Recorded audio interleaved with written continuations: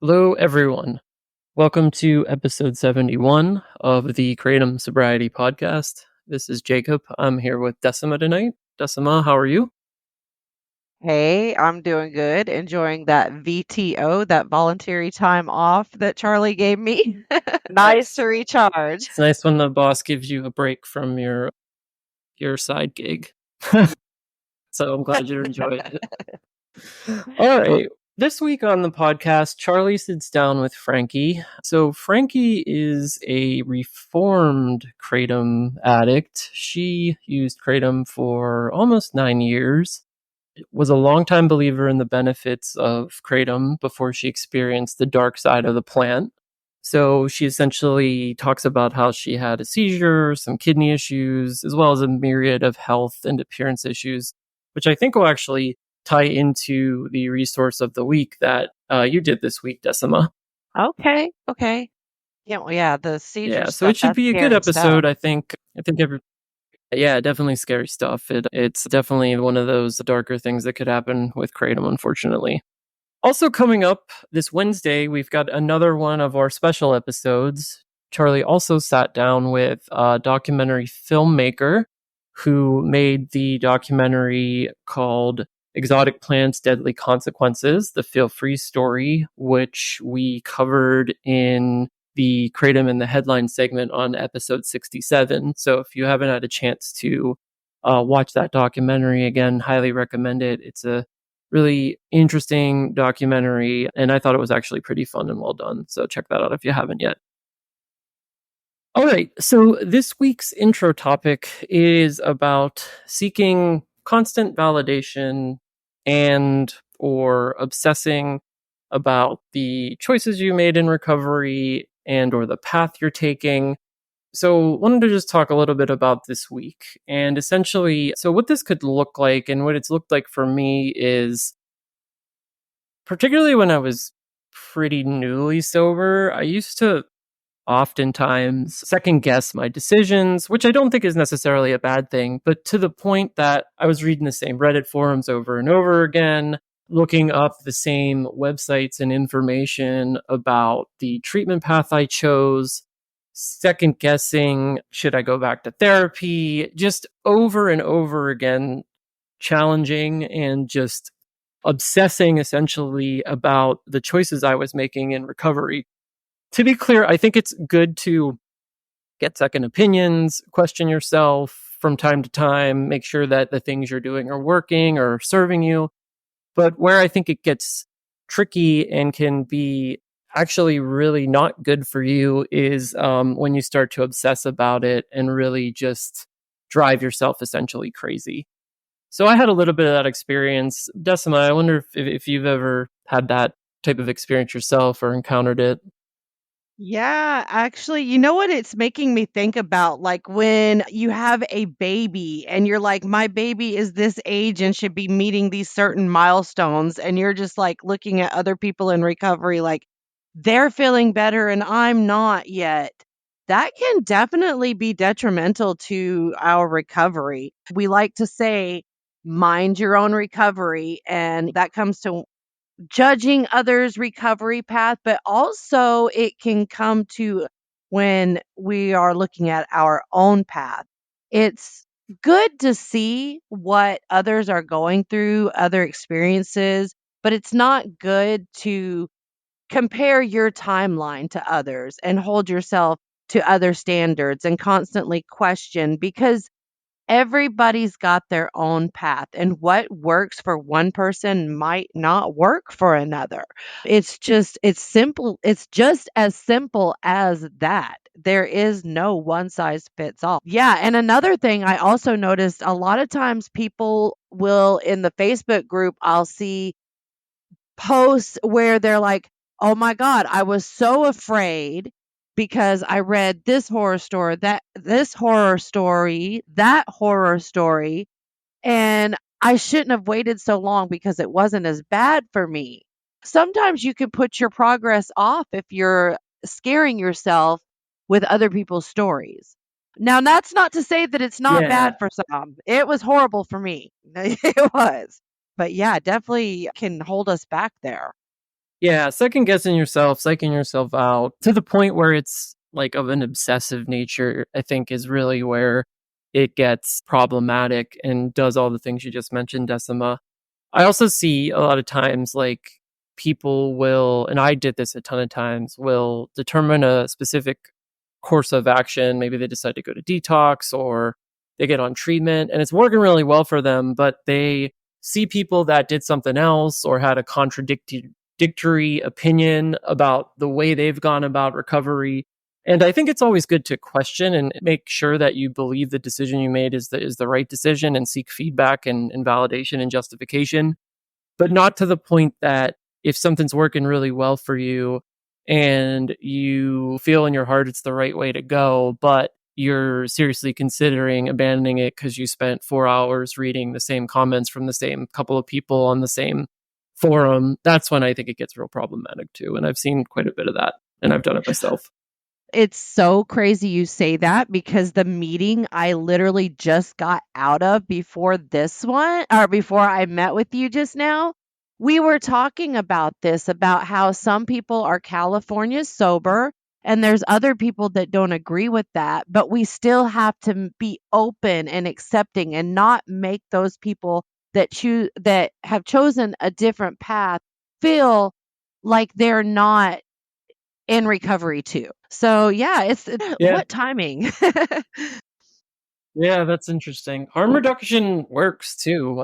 There's just so many different paths, like you said, and you just have to find the right one, make sure it's the right one for you, and try not to overly second guess yourself is I think what I'm trying to say. Absolutely. Yeah, and don't feel like a failure if you see somebody is out at the gym 12 weeks after they've quit and you're still on your couch, that's okay. Please don't feel like you're failing because everybody's different.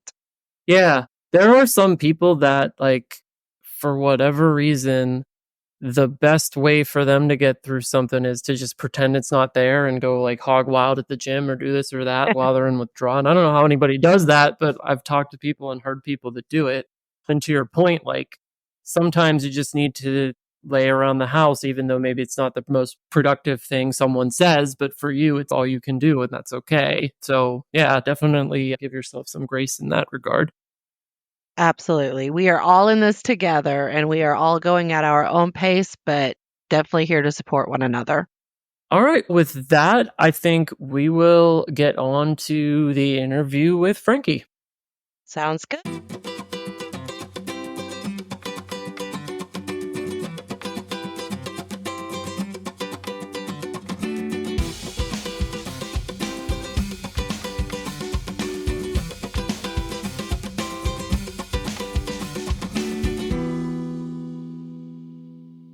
Welcome, folks. I'm with Frankie tonight. We had some behind the scenes drama with our connection, but I think we're all ready to record now. How are you doing, Frankie?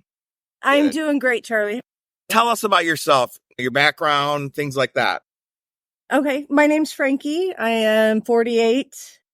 I recently moved to South Dakota from California. I'm a California native, born and raised. I've been in commercial insurance for 20 plus years. I have two amazing children, two daughters. One is, oh my gosh, she just turned 30. And I also have a 16-year-old that I am finishing raising. Yeah. That keeps me pretty busy. When did you quit Kratom? I quit Kratom November 3rd of 2021. So it's going on almost 3 years now. Yep. Coming up on 3 years. Well, yeah. let's rewind a little bit. How and when did you start with Kratom? I've always had very addictive personality. I was raised by alcoholics, and I think almost everyone in my family is alcoholics. So I was always looking for something to make me feel better, ease my mind, get me through things. The way I found Kratom was, I was military. I'm divorced now, but I was military for a long time. And I was also married to someone who was in the service. And we were stationed in Germany, and he was back and forth to Iraq. and he had got blown up in a car bomb. It was a horrible thing. He survived, but he was in a burn unit for a long time, and it was just a horrible situation. At that point, my anxiety, I went from not really dealing with anxiety in my life to full-blown panic attacks. It was just horrible, and I'd really never experienced that kind of anxiety. He was on painkillers, obviously, for a long time, and I started taking the painkillers right along with him. And I'm sorry about the experience that your former husband had. That's trauma for the whole family. Yeah. And at one point, we both said to each other, we're not taking these pills for pain anymore. This isn't okay. And he was quitting. He needed to quit. And I knew at that point I had a problem. And so I was just Googling how to quit painkillers, I knew I was going to really struggle doing it cold turkey. I had 2 children to raise, a very high stress corporate job.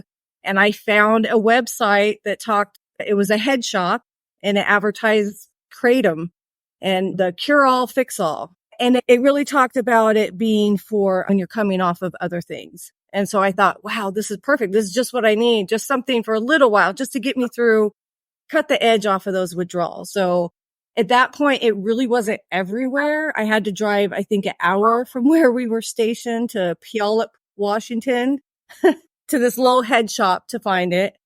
And at that point, it was just capsules. I bought this bag of capsules, and I popped 10 of them before I even left the shop. And by the time I got home, I was, oh my God, wow, it's a miracle. No more withdrawal. I could function again. My mental clarity was back. It just felt like a miracle. So I thought, I didn't take a painkiller again after that. I thought I had found this miracle. What year was that? I used for 9 years. It sounds like you discovered Kratom around 2012. What happened those early years when you used it? When I found Kratom, I really thought it was a miracle. I had a very difficult, abusive childhood.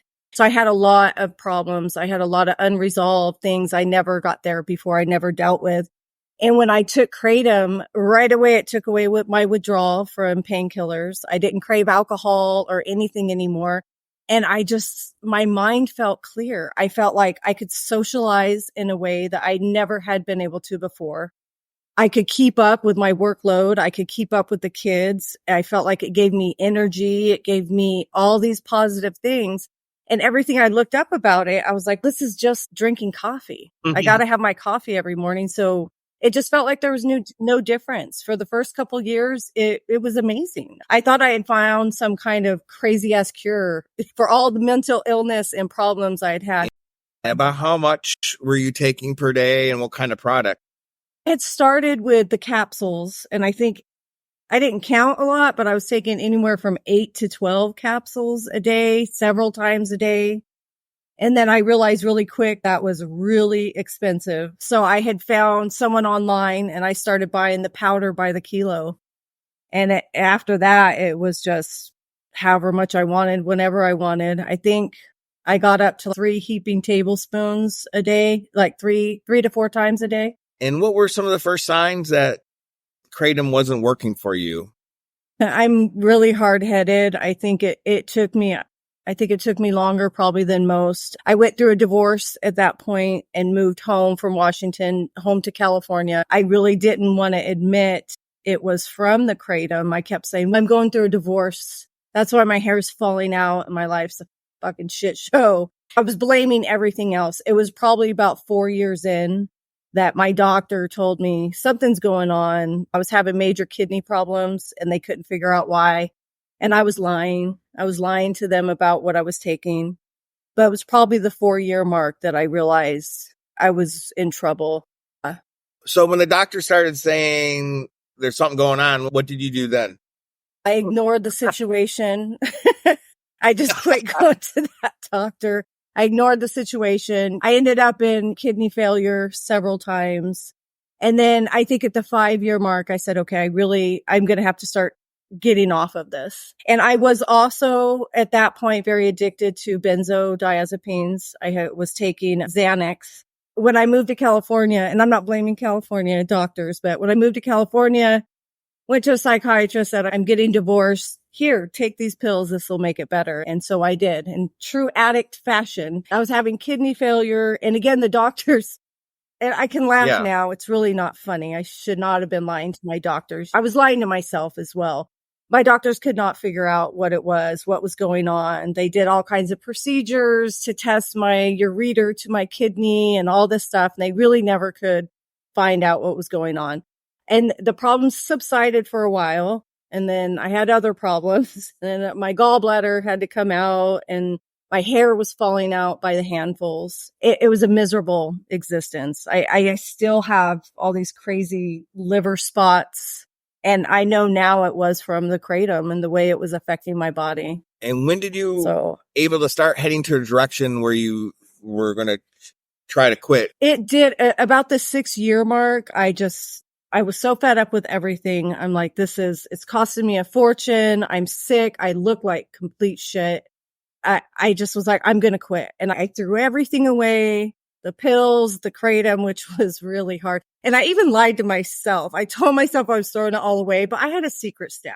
I don't know who I was trying to fool, but anyway, I'd thrown everything away. And then probably by the 48-hour mark, I had a seizure. Thank God my oldest daughter was home with me that day when they rushed me to the hospital, and they chalked it up to the benzo withdrawal, because benzo withdrawal is like alcohol withdrawal. It can cause seizures. And at that point, I had talked to doctors, not in a way that this could be causing all the medical issues, but I played around with, do you know about Kratom? Do you know? And nobody really knew anything about it. So when I finally reached out to an addiction specialist, I was even lying to him. I'm so embarrassed to admit this, but I just said, it's the benzos. It's got to be the benzos. And thank God for me. And this was during when everything was locked down. So this was all virtual. So I'm talking to the counselor like this, and he's, okay, Frankie, is there anything else? I understand the benzos and you drink too much. Is there anything else? And no, that's it. And he's, okay, so no Kratom, no. And I was like, wait, what did you say? Did you say something? What'd you say? And he said, Kratom. And I was like, what do you know about Kratom? And he said, it should be a Scheduled I drug. It's an opiate. If you're taking Kratom and have been, we need to talk about that. And I said, yeah, I have. And he said, for how long? And I said, God, going on 8 years now. And he's okay. This changes everything. And to this day, I am so grateful that he said that, because I was still lying at that point. I didn't think he would take me seriously, or maybe I was too scared still for someone to take the Kratom. I don't know, but I'm just so grateful that he did, because that's when I finally came clean and was like, yeah, this is what. So this was during the pandemic? Yeah. Yeah. So for me, everything was online, all my groups, everything was online. And was that the startup of your final quit? Yeah. Yep. That was the final big quit. I had the one before where I had the seizure and everything, but that didn't stop me. Even a seizure didn't stop me. I kept going for about 1.5 years until I was just over 8 years. It sounds like you were drinking, you were doing benzos and Kratom. Did you stop all of them at once? Did you stagger them? I did. I ended up stopping everything at once. It had always been my very dark secret. I was very high functioning. I had my job. I kept my house. For all intents and purposes, my family just thought I was a very private person. They knew. I thought I was very secretive. I wasn't as secretive as I thought. They knew I had something going on. The situation arose where everyone knew what happened. So they did a mini intervention on me. And that's when I decided, okay, I do have the support of my family. It's time to do this. And I quit everything. I talked to that counselor, and because we were on shutdown, I really couldn't go into a treatment facility, but because of the prior seizure and everything I was on, he prescribed some anti-seizure medication, I think gabapentin, and I believe there was a couple other things I can't remember offhand, just some helper drugs to get me through the first week. So that's what I did. I did a really quick taper. We came up with this plan on Monday, and I tapered off from Monday to Friday. And then on Friday, I started taking the helper drugs that the doctor prescribed me. Did you take any time off work? Yeah, I did. I took 2.5 weeks off to do that. Yeah. How were your withdrawals? They were horrendous. It was horrendous. I actually have a video of myself during that time that I took so if I ever wanted to use again, I can watch that because it was horrendous. And thank God for me, I had a good doctor that again knew what Kratom was, knew what I was going to be up against. So I'm very lucky I had those prescriptions for the first week to get me through, but the withdrawals were just survived, obviously. Some of the main worst symptoms. For me, the restless leg, it was like restless leg syndrome, but my whole body would just shake all night long. I lost, I think, 23 pounds in 3 weeks. I couldn't eat. Anytime I ate, I couldn't keep it down. I spent so much time in the bathtub. I think I would take 3 baths a day because that's the only place I wouldn't sweat and shake. And then the sleeplessness. I really didn't sleep for the first 3 weeks, I want to say. And I was always on the WhatsApp group talking to everybody and they were like, just push through, just keep pushing through. It gets better for sleep, like at the 2-week period. And they were right. It eventually did. But those first 3 weeks were sleepless. I couldn't eat, nothing. My withdrawal and the timeline was similar too. And I'm like, I'm a grown man, but I'm spending all my time in a bathtub. Exactly. Beyond the baths and the helper meds, was there anything else that helped with your withdrawal symptoms? Jess was always telling me, Frankie, you got to get up. You got to cook for yourself. You got to make yourself something healthy. You have to move. And I remember being like, there's no fucking way I can move. I want to be curled up on my couch. I'm going from the bathtub to my sweaty bed to the couch. Like I couldn't fathom how I was going to do that. And then finally one day I'm like, oh my God, fine, I'll try. And I did. And I just walked around the block. And then the next day I went a little further. And then that's when I started to realize, okay, that actually does work. The walking and the exercise and making myself make something, even if it was just some fruit and a salad, it started to make a huge difference. I felt strength coming back to my body. And when did you start to feel back to normal after you quit? I would say what is normal. Physically, I think it took about 3 months for me to physically feel okay. I could go into the office and work. I could show up to things for my family without feeling so that's when I finally felt okay. It's going to be okay. And do you feel like you had post-acute withdrawals or pause symptoms? I do. And I had really hoped, I don't know why I thought I was special and it was going to miss me or something. After that 3-month period, I was like, okay, I'm getting better and better. I felt great. And then I mentally just started feeling amazing. I was like, I'm kicking ass at work. I'm getting along with my family. I'm realizing everybody doesn't hate me. And things were going along great that first 6 months to 9 months. And then at about a year, I really got slapped in the face with it. I felt depressed. I felt myself slipping back into old thinking. And I know now it was like that whole pink cloud thing they talk about, but I definitely did struggle with the pause. It's better now, but I can feel myself slip into it sometimes. I have to be very vigilant with it. And so have you been able to stay completely clean from kratom and booze and benzos the last 2.5, 3 years? Congratulations. Thank you. I have had to watch that video a couple times. So that's one of your tools, that video from when you were at your worst, when you were withdrawing. Yes. It's funny when I started going through all this withdrawals and stuff, my daughter, she's so amazing. She bought me these fancy pajamas. I know you feel bad, but I want to give you something to make you feel good. These really pretty silk pajamas. I can't even look at them now. I'm like, just remembering that time. So if I need a reminder, I pull out the silk pajamas or pull out the video, and it's a quick reminder of what I went through. What kind of things are you doing to maintain your recovery? Are you going to any therapy? Do you go to meetings? Yeah, I do. I've always attended the AA meetings, but they were all virtual, which is great. There's a couple meetings I adore. And then I was doing the WhatsApp meetings. I don't do the WhatsApp meetings as much anymore. I just don't recognize a lot of the people. But AA has been great. Since I moved to South Dakota, I've decided all my recovery journey has been online, which is great. I've met some amazing people I still talk to every week, but something about getting out there and being in person has really helped me. Because one of the things when I quit the Kratom, I was having a hard time socially interacting with people. I felt great. I just didn't really know how to interact again as a sober person.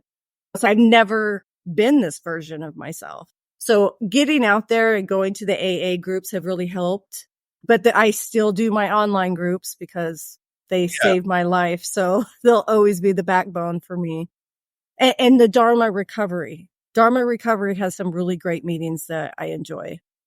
They're more meditation, kind of Buddhism based. And I really like that. It's super chill. So if I've had a stressful day, I love to log into one of those. It just really helps relax. And has your health returned? How about your hair? Everybody always wants to know, does your hair come back?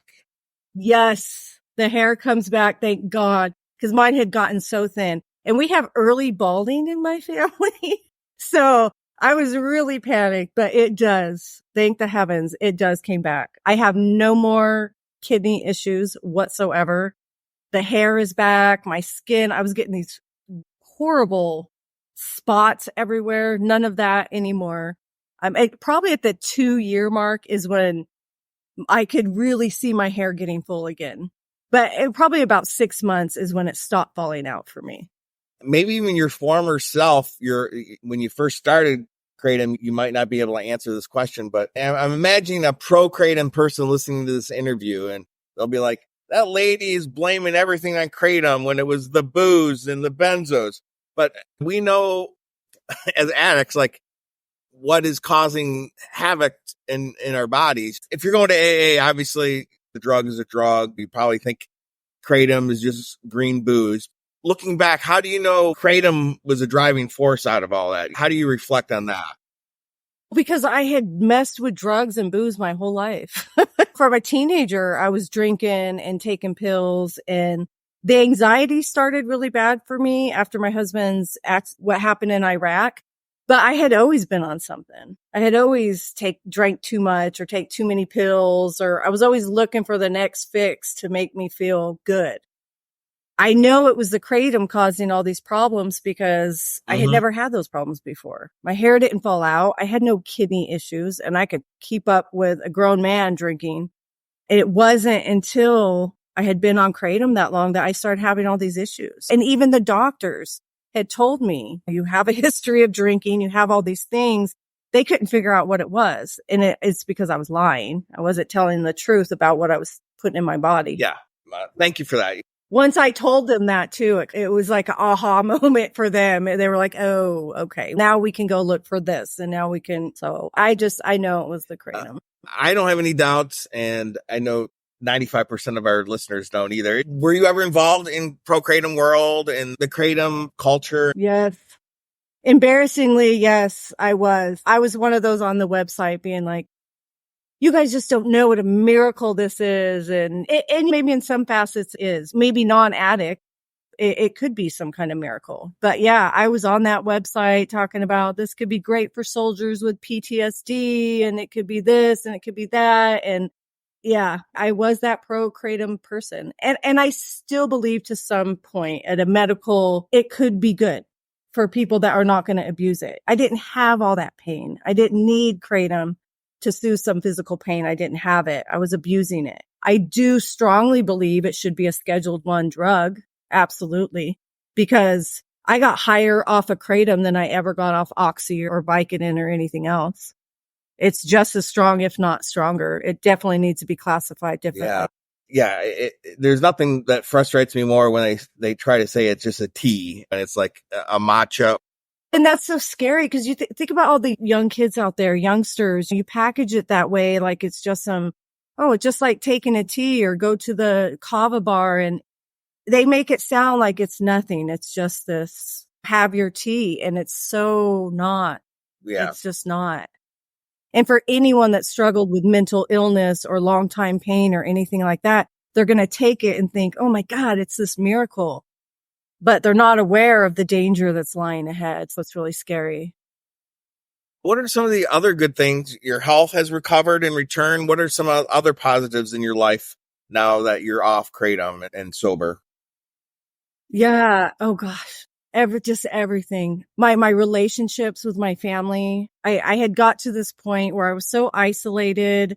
I had all these resentments to so many people in my family that I told myself they didn't love me. They don't care about me. That kept me from joining all the group stuff or I'd go and I'd just be pissy.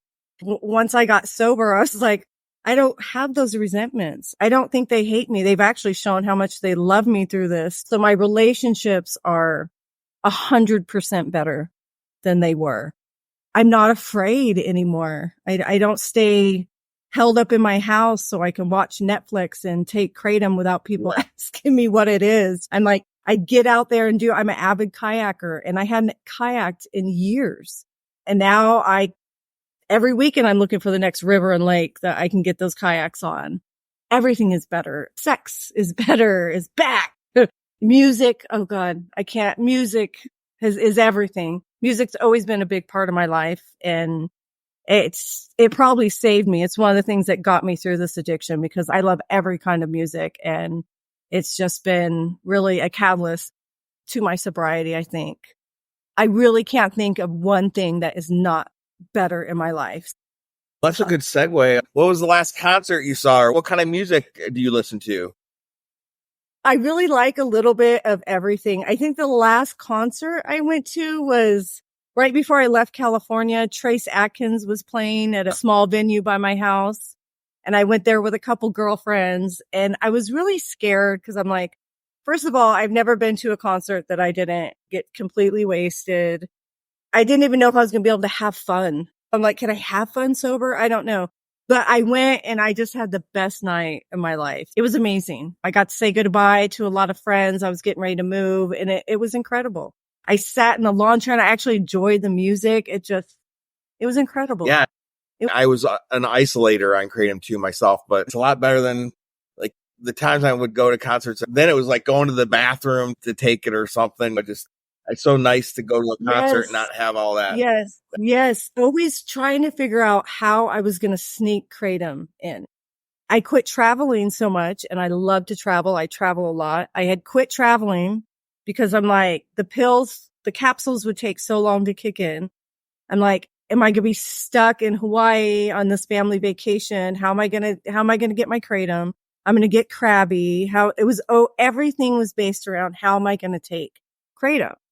And I think the worst situation, I was in Hawaii, this dream vacation that I had saved to take my daughters on. And I went into a porta potty and I was going to take some Kratom with some water and swallow it. And I did, but I didn't wait long enough. When I came out, it went down a wrong tube or something and it started coming out. I spit it out my nose and my mouth in front of my daughter, in front of everybody. All the green sludge is coming out. And when it's dry, it was horrendous. And trying to explain to them what had just happened. I don't even know how I talked my way. That's giving me a little bit of visceral trauma memories myself. I know. So bad. I'm glad it's in the rearview mirror, but I'm glad it still makes me cringe to think about it because it's one of those things I'll never go back because I'll never put myself through that again. So what is your top tip for someone getting ready to quit Kratom? I think my top tip would be to reach out to the quitting Kratom community because I've told the group this so many times, I'm going to try not to get emotional, but that is what saved me. I lurked on that group for 2 years. And when I first started, I was pro Kratom. So I would just read this stuff and be like, oh God, they're silly. They just don't realize they're so stupid. And then as I realized I wanted to quit, I really started listening to these people's stories. And then Jess had reached out to me and brought me into the groups. And I was still scared to death, but it helped me to see so many people going through the same thing. Because I think on my very first quitting Kratom group, I lied about how many years. And if you guys are listening to this, I'm sorry, but I was so embarrassed. I was like, certainly there's not someone going on 9 years that's been doing this, but they gave me the freedom to stop lying to myself and about my addiction. I didn't feel alone anymore. So I would say reach out to that group They will get you through the worst of times. And try not to be so afraid of the actual quitting. For me, the withdrawal and the physical stuff I was going to go through, I think that kept me from quitting for a long time because I was so scared of that. And it's bad, but the payoff is so worth it. I hear that over and over again. People delay it, they postpone it, they interrupt their quits because it does suck. But it's not permanent, and it gets better, and you will eventually get through it. So it's just like the real pain is going 5, 10, 15 years on the Kratom and not quitting because right. But you have to go through what you have to go through to get to where you need to go. But it's a good tip. Somebody had said in that meeting, and it always stuck with me, that you got to pay the piper. And you're really just paying back all those years you spent high. You got to pay that back. What goes up must come down. And that always stuck with me. So in my worst days of withdrawal, I just thought, I'm paying the piper. This is the price I got to pay to get my life back. Yeah. If you're in the middle of it right now and you're listening to this episode, it's not permanent. That's all I can promise you. I don't know what time frame it will get better for you, but it will. So. Yes, it will. And that's why that community is so helpful, because there was times I would just be typing like, oh my God, you guys, I haven't slept in 3 weeks. Like, this can't be normal. I don't think I could go one more day. And they would be like, Frankie, just push through. You're right there. You're right on the cusp of getting some good sleep. And then sure enough, like 2 days later, I slept for 7 hours. I'm like, okay, you guys were right. So anytime I felt like I might quit, I would get on there and talk to people and that had been through it, and they would really help pull me through. I can't say enough about that group. It saved my life. I can hear it in your voice. Yeah, you don't have to do it alone. And that was a big step for me. Trying to do it by myself with a Reddit account. I love the subreddit, but I miss and get frustrated with myself and just delete the Reddit account. There wasn't any continuity between who I was last month and this month. But when you're in a community where you're showing your face or your real name and it's the same people and you get to know them, you really have a breakthrough. Yeah. I started this podcast a couple weeks into my quit, and my thinking was like, it would be a little bit of accountability. I'd have to just stay off the Kratom between episodes. I had a long period of sobriety in my 30s from booze, and I had relapsed. And what helped me get back to going to meetings and off drinking, and I haven't drank since 2020, was podcasts. And so I thought, man, we need a podcast for Kratom, because I just listened to Recovery Elevator or This Naked Mind or the Dopey podcast. That's how was that 15 months ago. And we're 70 episodes in, and a couple of listeners, Decima and Jacob, are co-hosting and doing a lot of the work now. Anything you want to say to Jeff? Oh, God. Yes. Sorry. I just want to thank Jess for finding me on that Reddit group all those years ago and for bringing me into the group and introducing me to people. From the very first meeting, I think I broke, much like right now, I broke down crying because just listening to Jess, I realized I wasn't alone. And Jess, she just has such a warm, caring nature about her, but she's also super intelligent. She was able to educate me on a lot of things that were happening with my body, mentally. If it wasn't for her, I don't know that I would have found the group. I don't know that I would have had the courage to get sober. So if Jess is listening, I just want to thank her. I want to thank her for everything she did for me, everything she does for the group, for sticking by me, even though I can be a flake at times. Jess, I know, I'm sorry. I love you, but just thank you. Thank you for pulling me out of that dark place. And Jess was there for me early on too. And she was our 4th episode and our 3rd guest. And that WhatsApp group is, I think, the oldest community out there that's been continuously going. And the Saturday morning meeting at 10 a.m. is still happening. Thank you so much, Frankie, for reaching out to me and to telling your story. Absolutely. And, thank you for having me, and thank you for sharing with me. And thank you for doing this. You're helping so many people. I was so happy to find out about this podcast, and thank you. I will be listening. Bye-bye. You have a great night.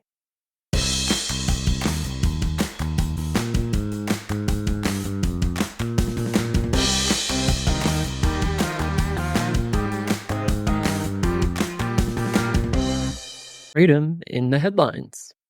Hi all, it's Jacob bringing you this week's Kratom in the headlines. So this week we are bringing you an article from the Mayo Clinic. It's entitled Kratom, Unsafe and Ineffective. This article was originally posted in 2022, or at least that was the time that it was last updated before it was updated again in late June of this year. So this is an article that's been out for a while, but had made some significant updates due to more recent information and research coming in on Kratom.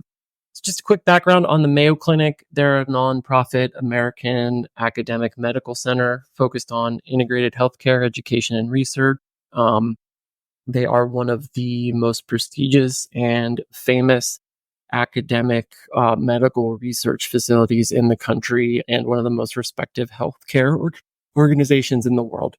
This article basically starts off by saying users swear by Kratom for lifting mood and boosting energy, but there are many safety issues and questions about whether Kratom works. So it gets into saying, if you read the news about Kratom, visit stores, essentially you've probably heard about a supplement Kratom that's an energy booster, mood lifter, pain reliever, and a remedy for the symptoms of quitting opioids called withdrawal. But the truth about Kratom is not so simple, and there are safety problems linked to its use. So they detail specifically what Kratom is, how it can be prepared, the various products that are out on the market, notes that Kratom can act as a stimulant in low doses, and that in higher doses, it can be used to reduce pain and induce a calm, relaxed feeling or sedation. It also notes that some studies have found that Kratom sellers add more active ingredients to Kratom than naturally has. That's more alluding to like extracts and such, not adulterated. And it notes how Kratom interacts and acts on the body. It also notes that the side effects and safety concerns are ones that you've all probably heard about, so we won't get into those, but it notes that between 2014 to 2019, there were 3,400 reports received by poison control centers, and those reports ranged from high blood pressure, seizures, all the way up into death. So essentially, they note that Kratom has been linked to a small number of deaths when compared to deaths from other drugs, and that nearly all those deaths do involve other drugs or substances, which we've talked about before at length on this podcast. And then also notes that many of the problems like the pain medicines happen when people take them at high doses or for a long time, and that can also be mimicked with. So it notes that research is still coming in, and it also notes that in a study testing Kratom as a treatment for symptoms of quitting opioids called withdrawal, people who took Kratom for more than 6 months reported withdrawal symptoms essentially the same as what they were reporting from the opioid they were trying to get off of, and that there may be and there is often a need for treatments like buprenorphine and Suboxone that are typically used for opiate use disorder are now being used for Kratom use disorder. Some significance updates in here. They also note that the FDA has linked more than 35 deaths to salmonella tainted Kratom.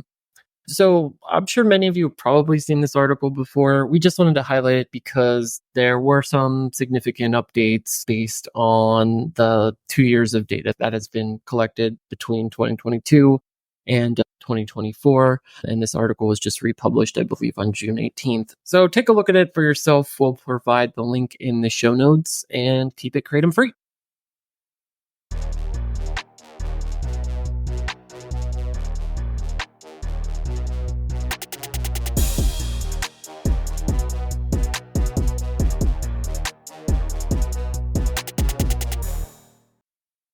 Hi, quitting friends. Decima here with the resource of the week.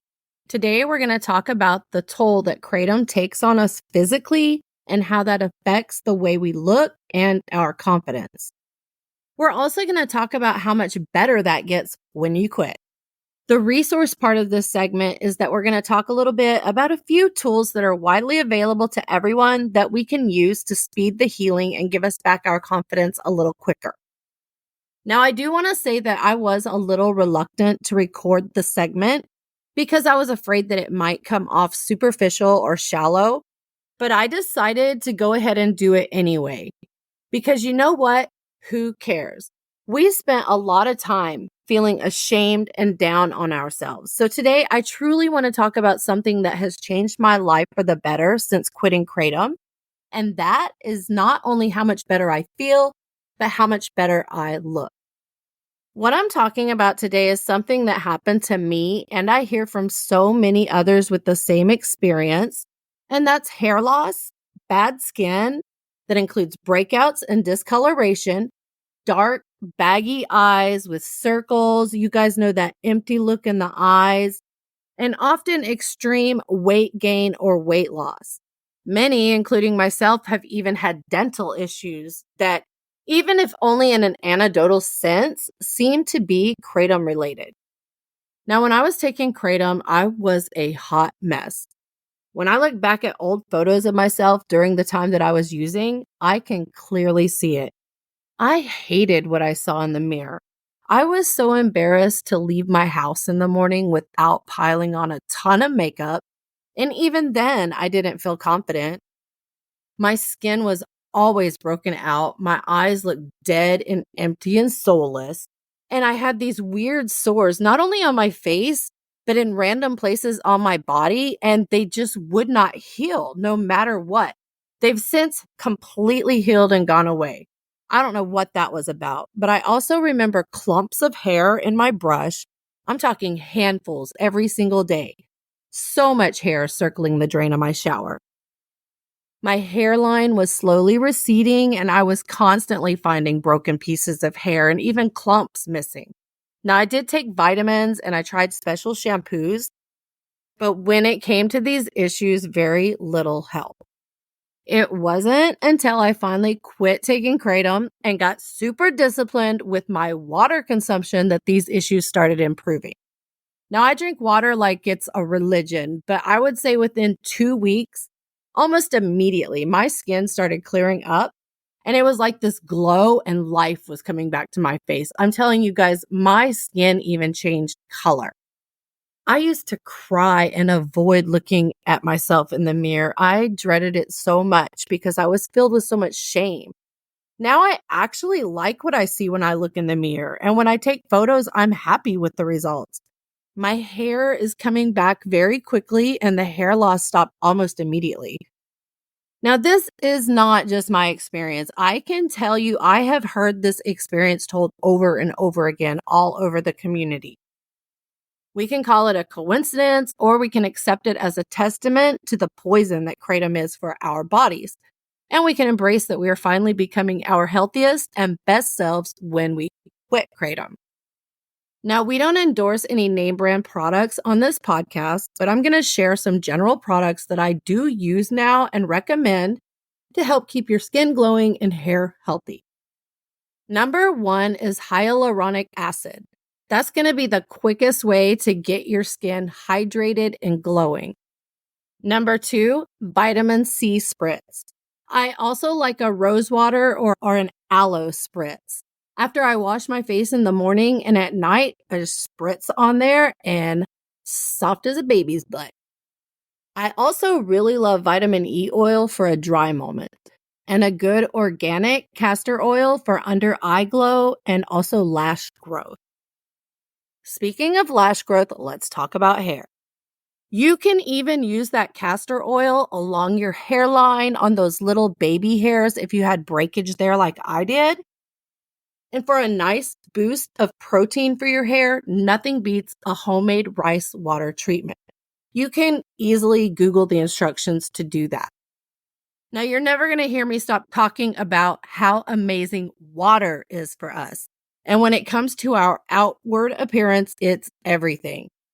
Clean eating that includes all the greens, ginger, grapefruit, all good stuff for your skin.